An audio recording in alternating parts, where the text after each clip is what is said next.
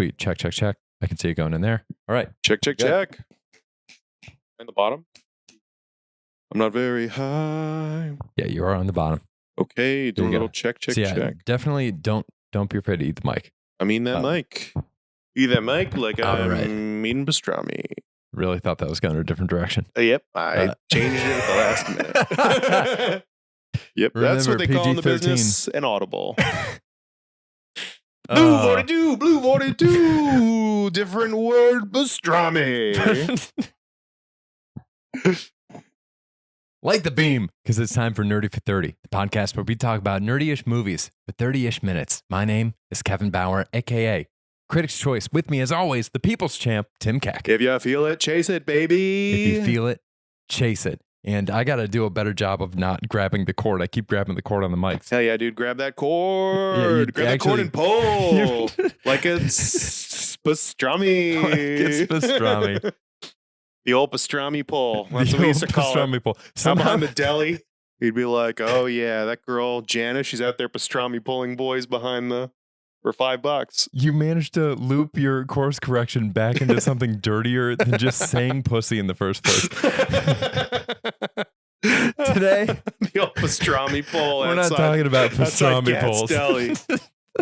Or Cat's Deli. Just chain smoking. Unless the conversation goes that direction. We're talking about Daredevil. Not the new Daredevil. We're talking about the classic, vintage Daredevil from 2003. This is a 22-year-old Daredevil movie. It's old enough to vote. It's old enough to drink. It's old enough to put its life on the line for this country. It is old enough to do all those things, and it does them all well. Is this the real pod, or this is a test? I think do you want to restart, or do you just want to keep going with it? I don't know. This seems all right. Audio test turned podcast. Yeah, Daredevil. Dude, I love Daredevil. This movie's awesome. And I say that knowing that this movie isn't really awesome. Yeah. But I watched this so many times growing up. This soundtrack was on my MP3 player. It wasn't an iPod. I had like a round one that was like, for an athletic thing, and it held 90 songs, and 10 of them were from the Daredevil soundtrack. And I would blast that shit while I'm mowing the lawn, having a great time, and just watch this movie a million times. It's a bargain bin banger. Got it real cheap. Played it all over, and I was shocked that this was not like an Oscar caliber movie on rewatch. It's been a long time since I've seen it, and I was shocked at like how goofy parts of it looked, and how much slow-mo there was, and how sensual their lovemaking was. And just a lot of things in there were weird, Things look good. They've got a lot of practical effects, and they throw someone off the roof, and then they cut to this like really blurry camera of someone like rolling through things. They CGI'd a rat for no reason. Oh my God. Like, dude, you would be forgiven. All over the place. I love it though. I can't get enough. Turning this movie on, you would be forgiven for the first 90 seconds thinking that it is just a CG movie, because it's CG puddles, CG rats, CG buildings. Like, it looked like I was watching a Shark Tale, but I'm right there with you. At the time, I thought this was so good, so profound, so moving. And now it's just a ton of fun. It's a great time capsule. I do think that the most enduring thing, you mentioned having the soundtrack, I think that the most enduring part of this movie's legacy is Evanescence. I think so. This was like they made it for Daredevil, right? Yeah, I think so. Wasn't Bring Me to Life, I think, was for Daredevil. I can't confirm or deny that, so I'm going to say it that was. It's true. I'm going to say it was. I'll say it right here. I don't care. That whole album was for Daredevil. They had a little, I don't even remember what the rest of the songs on there were. I was pulling up the soundtrack the other day. They have a House of Pain song that is not Jump Around, which is bold. I will say Seether, 12 Stones, Fuel. Incredible. Saliva. They've got all the Hoobastank. This is a who's who. It's a who's who of t-shirt logos for the edgiest kids in your middle school. Finger 11. 12 Stone. Did I say that one already? Multiple 12 Stone songs. They really just knew exactly what they wanted, and they did it. And at the time, it was awesome. It was so freaking cool. And these were all the songs I was listening to at this time. This made complete sense. Now it's like, what is this? Like, nobody listens to music like this. They don't make music like this anymore. No, it's gone. Gen Z has not picked it up. This is not part of something they're nostalgic for. This one has been left behind. But I am, man. I'm nostalgic for it for sure. I think there was, somebody I feel like I was listening to some commentator the other day, probably Bill Simmons, was talking about, the music they play for like NFL games and stuff, Mhm. and was just kind of like, can we retire Crazy Train? Oh my God. Can we Yeah. get rid of like, whatever AC Thunderstruck? Are there any new songs? And it's like, no, because there aren't any new songs like that. They don't slap like that. There is no new Crazy Train. The closest we get is Trick Daddy doing a remix of Crazy Train. That's the closest we get. People don't make football music anymore. They don't. I love Kendrick Lamar. I don't think any of those songs are like, we're about to play some football. No, that's like They're not like us. They're not like us. It's That's- not the same. it's I feel like all the like hip hop songs that they've tried to bring into football broadcasts recently, they're incredible about to go to commercials music. So it's like they'll play like a slow motion replay of one of the plays, or it'll be like, somebody in one of those big ass goofy coats on the sideline. And you can it's tell like, anybody. You can tell anybody. Is there like it's like LeBron's like fading back for a three at the end of the game? Like that's like cut to commercial music, but that isn't like, SEC football. We're kicking game's about to start. We're kicking off. People clapping in the stands. You need like arena rock for that. You need hair metal. The closest I hate it. It's not close, but the thing that they have used to replace Crazy Train is these weird like Fall Out Boy anthems, like the latter day Fall Out Boy, where the falsetto is just jacked all the way the fuck up. There's no way Patrick Stump can actually hit those notes live in concert, and like it's designed to pump up like middle schoolers. I guess like it feels like something they should be covering on Glee. Or like something that would be in a Broadway musical about football. It doesn't feel like something that's actually connected to like fucking Crazy Train. Welcome to the jungle. Like these things that should be Seven Nation Army. I mean, Jesus, probably the biggest one of the past 30 Sandstorm years. or whatever. Sandstorm. that one's not Sandstorm. What's that one? Sandstorm's the. Oh yeah. But this is an interesting thing. So Daredevil 2003. Yeah. Spider-Man 2 was what, 2004, right? Yes. Let's say it was 2004. I think that's exactly the year. These movies had incredible soundtracks. Like this was back when you would try to drop an awesome soundtrack alongside a superhero movie. James Gunn blew the doors off with all the Guardians of the Galaxy movies. Outside of James Gunn, I don't really see anybody trying to do this. And it's more of a James Gunn thing than an approach thing. Like it's unique to him. But it's not, but he wasn't using any original music. And I feel like I could just be making all this up again. We're just in reckless speculation. I feel like this was the first time I heard a ton of these songs was in Daredevil. Oh, yeah. I don't think they existed before Daredevil came out. I think they definitely did. And I think Spider-Man, they wrote that like, and they say that a hero could, like that song was everywhere for Spider-Man. Yeah. Right after 9/11, we were all feeling it. Yeah, we all needed a hero. We all needed a hero right now. And there was Spider-Man hanging off the American flag while Chad Kroger's like, and they say that. That'd be a fun song to come out to. No, that'd be a fun song. Really fun. I was like, if I ever play softball again, my walk-up is gonna be the hero from the Spider-Man soundtrack. Or I would love to do Thunderdome from Mad Max, because they have that line, and just come out when who's the singer for that? Oh my god, I'm blanking on her name. Tina Turner. Yeah. Right when she goes, we don't need another hero, and just walking the bat while that's going, we don't need to find the way home. Jesus, Tim. That'd be fun. Wouldn't that be fun? I don't want to blow your mind, but I think we just found the new name for the podcast. We don't need another hero. Something about heroes. Yeah, no we don't need another heroes. hero. Just no heroes. No heroes. Heroes in just general. guys. Oh boy. No heroes. Just dudes. Stolen valor. I've wanted to do something with stolen valor for so long. Stolen valor. The idea of stolen valor is somehow so funny to me. It's such a serious thing, but also it's like, what are you getting out of this? What are you getting out of this? So on Veterans Day, you can get free flapjacks at Denny's. Like, what are you getting with your stolen valor? What's insane is how it's insane. I mean, we're so far off the track of Daredevil, but I feel like this merits I think this discussion. is on track. Daredevil, stolen valor. This is it. I think number one, first and foremost, I think we should rename the podcast Stolen Valor with General Tim Keck and Sergeant Major Kevin Bauer. And then when all of our promos are us standing up at baseball games. The other one is it's wild how widespread it is. All military veterans and podcasters, please rise for a show of respect from the crowd. You both have sacrificed so much for this country.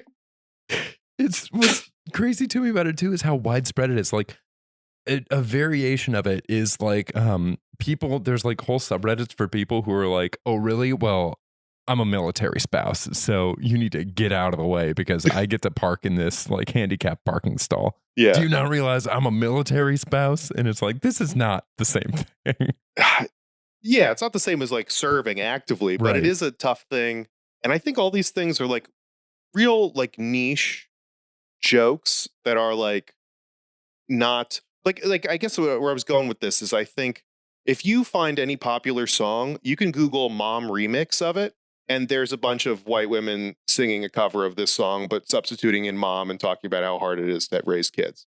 And they're wonderful. It's just a bunch of mom and they're all commenting on it like, this is great, gals, keep it up. And it's just like a nice little thing. It's a little world that I just take a peek in and say everyone's doing good. And then I dip out, you know, it just kind of reminds me like that, where it's just like, listen, military wives, and they're probably making remixes of, you know, that song from The Greatest Showman about being military wives. And it's like, okay, y'all are doing your thing. That's cool. I'm going to poke my head in. Everything's good. Then we're going to head out again. You know, there's just all these little niche worlds. It's, I mean, I'm saying niche, like it's like there's so many moms out there. They outnumber us. There's so like military, it's just a shared experience. It is like a slice of a shared experience. And I think people like kind of lock into that. I was talking to, I'm all over the like superhero Reddits. Sure. You know, all over them, all the comic book Reddits, whatever. And you notice it's like become a running bit about Spider-Man, where like it used to be like would they be like, Batman, can he fight the Hulk? And it's like Batman plus time can beat the Hulk. Right. That was like a running bit with Batman. And now it's like, can Spider-Man beat the Hulk? It's like, well, Spider-Man, if he's not holding back, he can fight the Hulk. And I laugh every time I see it because now people just commented on everything. Where it's like about Spider-Man. Well, what if Spider-Man's not holding back? Then he could do it. And it's like become a bit as opposed to like at one point it was like a point and now it's just become a bit again. Yeah. There's this one comic where Superior Spider-Man where Dr. Octopus is in Peter Parker's body and he fights the Scorpion early in that series and he like wrecks his jaw completely on accident with like barely a flick of his wrist. And there's this panel where he pauses and he's like, oh my God, Parker's been holding back this whole time. And it spawned just the worst new development in fanboy arguments. It is. And we're going to steer this back to Daredevil. There is something interesting about for this. Like Doc Ock. How's he going to do it? There's some logic where like Spider-Man punches Doc Ock in the face. And Doc Ock, for all practical purposes, is like a 50-year-old man being carried around by some things. When he punches Doc Ock in the face, you're like, well, the same punch he uses to fight his claws is gonna knock out, would murder Doc Ock. Like Spider-Man could just straight up kill him with a punch. But he must be holding back when he hits Doc Ock. He must be adjusting his strength to compensate for punching Doc Ock. Like that's something I can logically leap to. Yeah. I think sometimes I get too bogged down in just the logic of these things and understanding things and being like, does this make sense? Does this make sense? Or is this just happening because it's a comic book and it's cool? And I think one thing Daredevil does so good. Here it comes. Even when it doesn't make sense, they're like, would it be cool if we did this? Yes, it would. We're doing it. Yeah, and I think that's the kind of energy. Yes, I landed the plane. I landed the triple axle backflip of Ben Affleck's blind Daredevil. We went on a 15-minute tangent. The episode is half over. We have not talked about the movie yet. They're just like, does this make sense? No, let's do it. Does it make sense for Bullseye to murder the woman sitting next to him with a peanut? No, it doesn't. Wouldn't somebody be asking questions? Somebody would stop him. You'd think. No, but it's cool. Would somebody try and stop this guy if he threw a bunch of paperclip darts into an old man's neck and killed him and then just walked out of the bar? Would there be any consequences to that? Maybe. Sure. Has Daredevil powers ever worked with this rain thing? No. It's never worked with the rain. That's not in any of the comics. This rain thing they made up for the movie. But you know what? Isn't it a powerful moment when Elektra like doesn't want to talk to him and he takes off his glasses in the rain and she Mhm. puts up the umbrella? That's a beautiful moment. Is it cool? Yeah, it's cool. Let's just do it. Let's just make this whole thing up. Is it cool when he like cracks the wall and rain comes down and now all of a sudden he's able to beat Wilson Fisk, who is just this gigantic man who was throwing him across the room and like super strong? No, but it was cool, man. I had a great time. They just went for whatever the coolest thing was.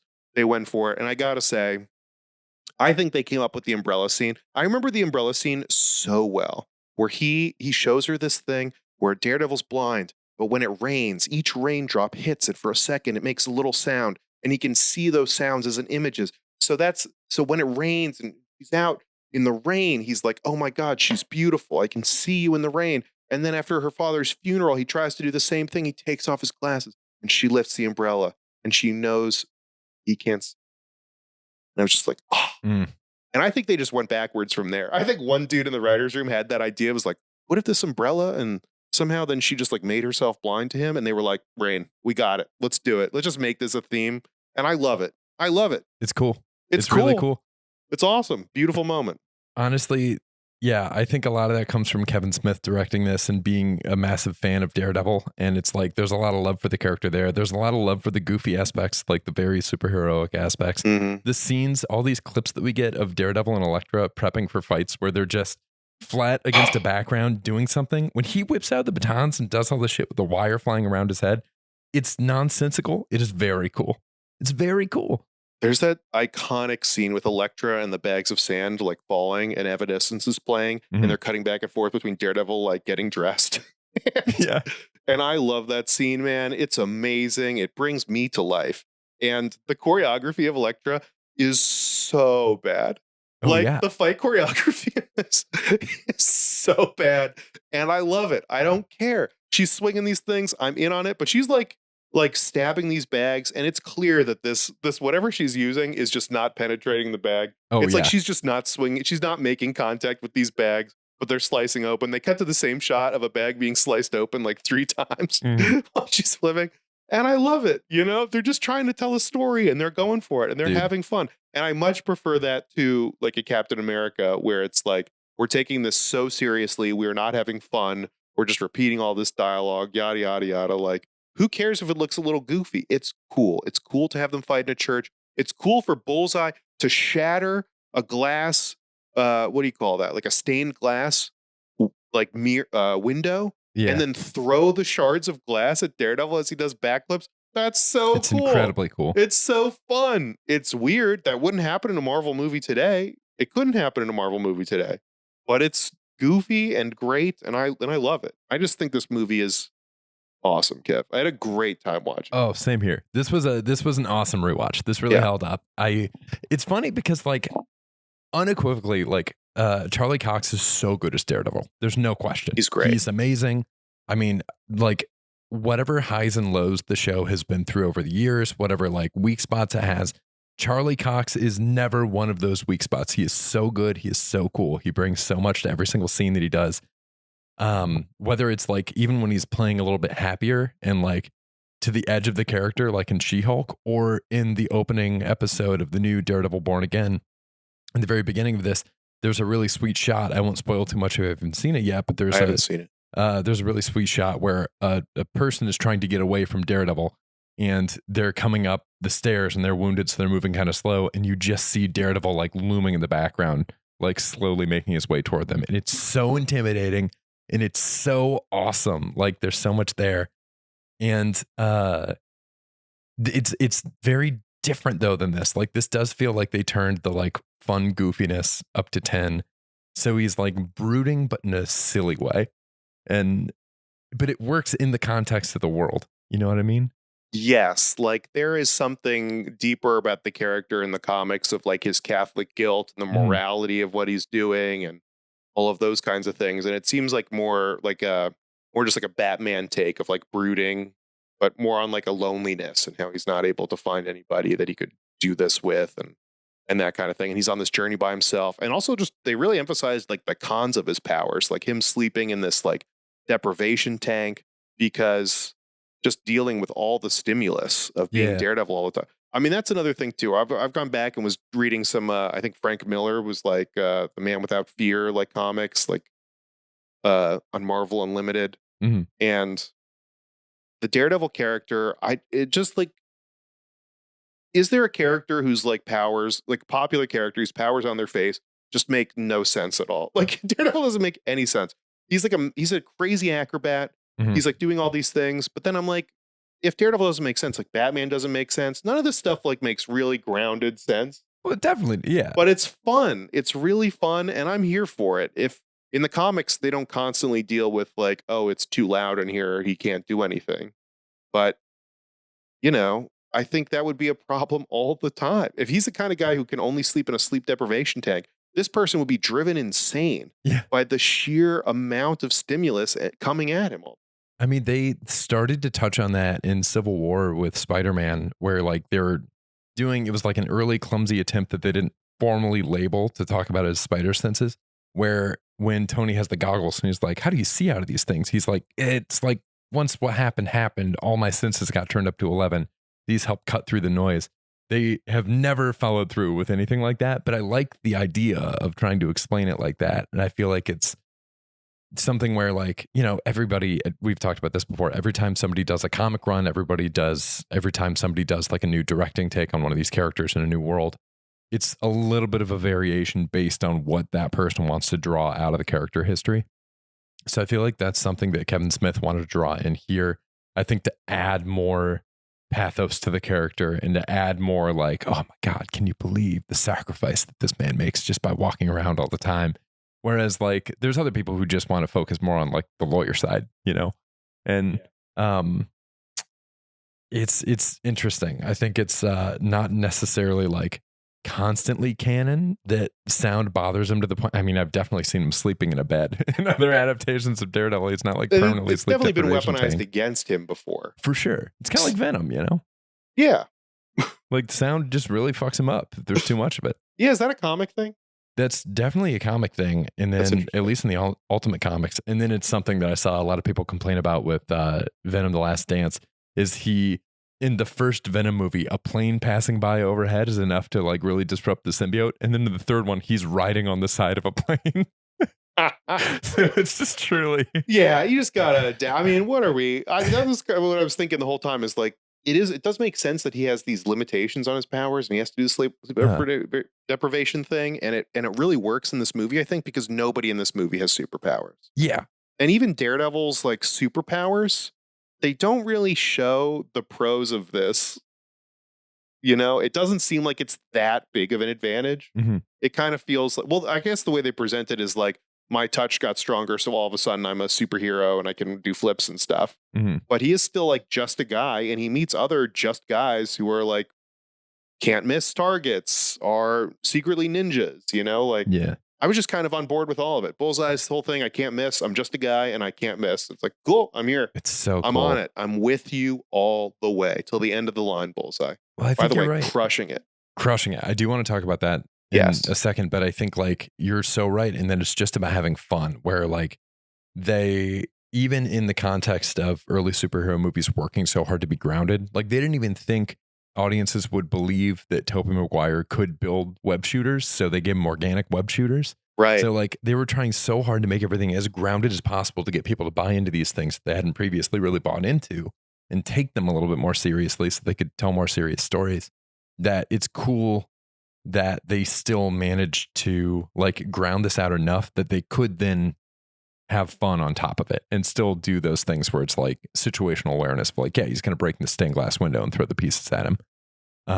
Yeah, that seems like a little bit of like a tough MCU spot now too, where it's like they've been trying to be, it seems like a good way to like do like a hot new take on a character is to make them gritty and realistic, right? Like Ultimates came out and it was like, this is more grounded, this is more realistic, this is like an interesting take on the comics that are too fanciful. And so then Marvel comes out with like Iron Man and all these things that feel very grounded. This is a guy building a suit. This is a guy who's in the ground, he's got certain limitations for things. And then you get to a certain point where it's like, oh yeah, this is a comic book though. maybe this other person just gets an Iron Man suit for no reason. Maybe these are the things that just happen because that's what happens in comic books. People just get things all the time, like I I don't think know. that's the axis because so I think that would be a good guide to follow. Is like you have to start out grounded to get people bought in, but by the time it hits a certain level of fancy, like, when half the universe has been blinked away, they should just be having fun at this point. Like, because that's all, like, it's really tough to get us to buy in on where Captain America is now. But think about all the scenes there were in that movie of like him flying next to fighter jets and stuff. Why weren't they having fun with that? He chopped the wing of a fighter jet off with a jetpack that he has with eagle wings on it. And it wasn't fun at all. That's insane. Why aren't we having more fun with this stuff? I don't know. I love erring on the side of this. I mean, I don't think this is quite as good as, I think Blade is probably like a more, um, I think it's a slightly better put together movie. Yeah, Blade's the shit. Blade's the shit, but this does seem like a tier below Blade where it's like, we're doing some goofy things, but we're also trying to make the coolest choice possible. Yeah, it's a strong B. Like, And if yes. Blade is an A and this is a B, it is a strong B.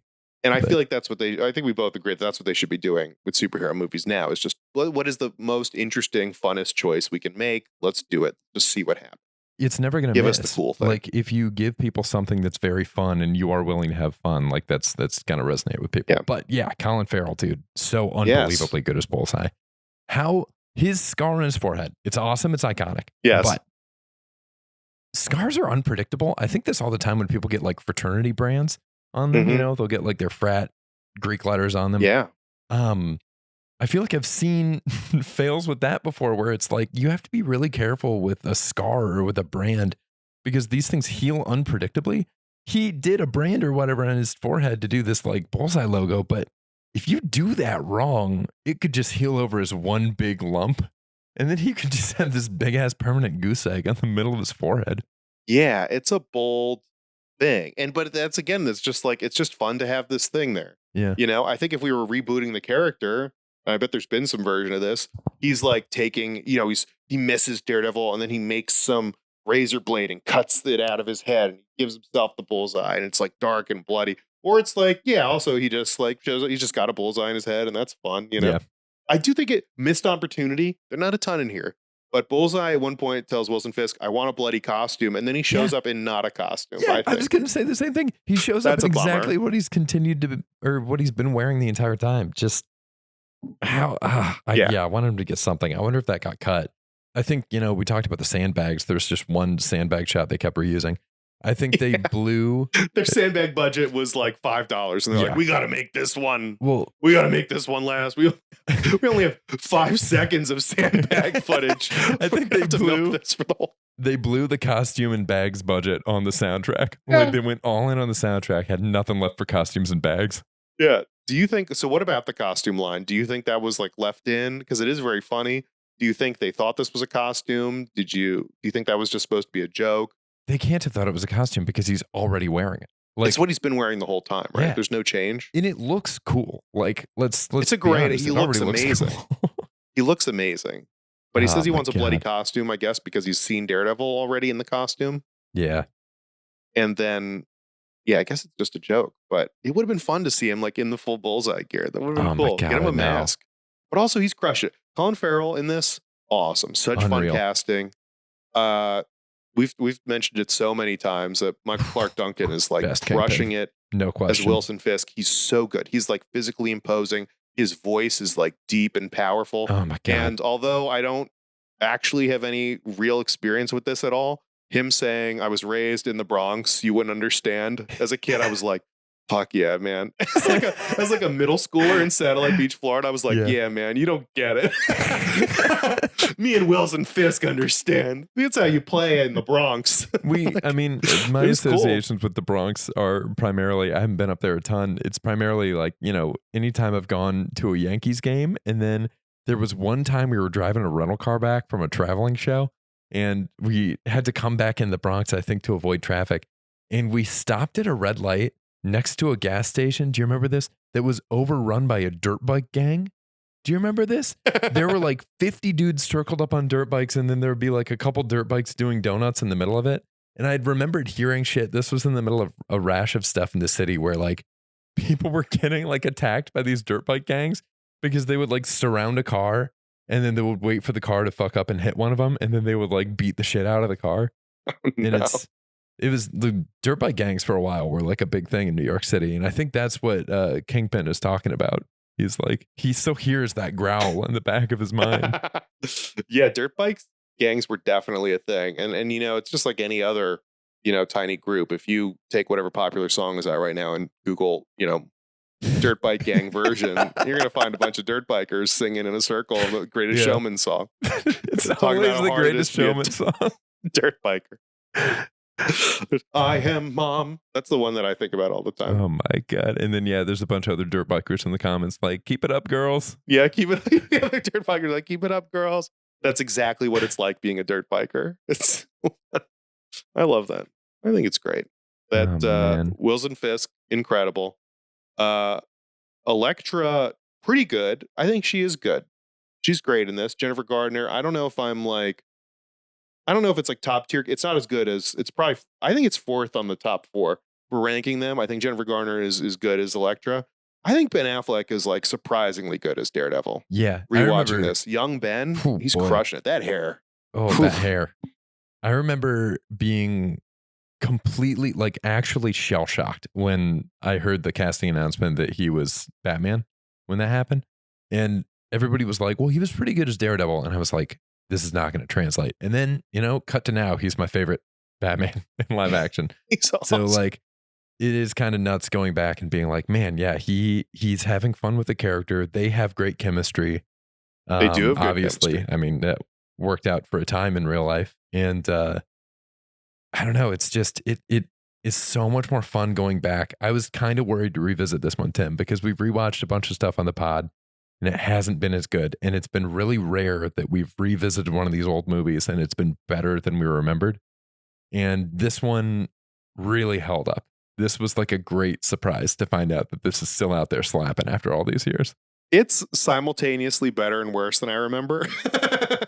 Like, I was a little shocked with some of the production stuff because I'm like, this CGI fight looks so goofy. Oh, yeah. And I swear, like, when I first saw this growing up, it was like, I did not think it was at all. There was no part of me that thought this was like a less than A tier movie as a kid. So that was a little surprising, but also it's just like the energy is there, man. They're doing like this. He just like goes into a pool hole and fights a bunch of people, and there's fire. God. There's the CGI DD fire logos. Yes, the So DD sick. logos don't make any sense. Joey Pantalones is in this. He's great. We didn't even talk about Joey Pants. He's a great. Ben Urich. Fucking Jon Favreau was Foggy. Jon Favreau crushing it, throwing a million miles an hour. Incredible Foggy. Yeah. I wonder if this is how, I know Kevin Feige was involved in some of these old movies. I wonder if this is how they met each other. And I wonder if this directly led to Iron Man. Like, I wonder if this has like a through line. I bet it would. I was kind of surprised that Kevin Feige was like one of the first names that pops up when you turn on this movie as like as a producer. I don't know. I don't remember him really being involved in this, or, I mean, I don't know how prevalent that was. Or... He was in all that shit. He was already working in the studios because Bryan Singer had a rule where he wanted no X-Men comics on the set of X-Men because he's like, what we're doing is different from the comics. And Feige was smuggling X-Men comics onto the set for the actors. Like, the geek is so strong in that, man. Like, so yeah, it's interesting. I feel like it's one of those kind of like overnight success stories where it's like, actually, there was like a solid 10 to 15 years before Iron Man that led up to him experiencing successes and failures with X-Men and with other movies to allow him to figure out the formula when the MCU opportunity came around. So it's like, none of this stuff is ever truly overnight. Like, a lot of work went in it beforehand, and he learned from some successes and some failures, and now here he is. Yeah, it takes 10 years to be an overnight success, or whatever that phrase is. Yeah. Any last thoughts on this one? It's great. Would encourage people to watch it. It's so good. Again, Charlie Cox, awesome. Love him. This is just a completely different pitch. This is one of those things where I'm like, I don't even know if like Charlie Cox's version, like the reboot, is better. It just seems like it's in a different category. Yeah. They seem like completely different things. It's like apples and oranges, and they're both great. And I think this is awesome. This is a really fun movie. I think anyone could watch this movie and have a good time. Yeah, it's very cool. I dig it. Listener, what do you think? Let us know. Send us an email, nerdy430@gmail.com. We'll read it on the show. That's it for today. We'll be back here again next week. It's just kind of like a catch-up pod, talking about what we've been watching lately. Yeah. We'll see you there. Maybe do some scruples on that one. That'll be fun. We can do some scruples. Heck yeah. All right. See you then, everybody. Stay nerdy. Bye. Bye.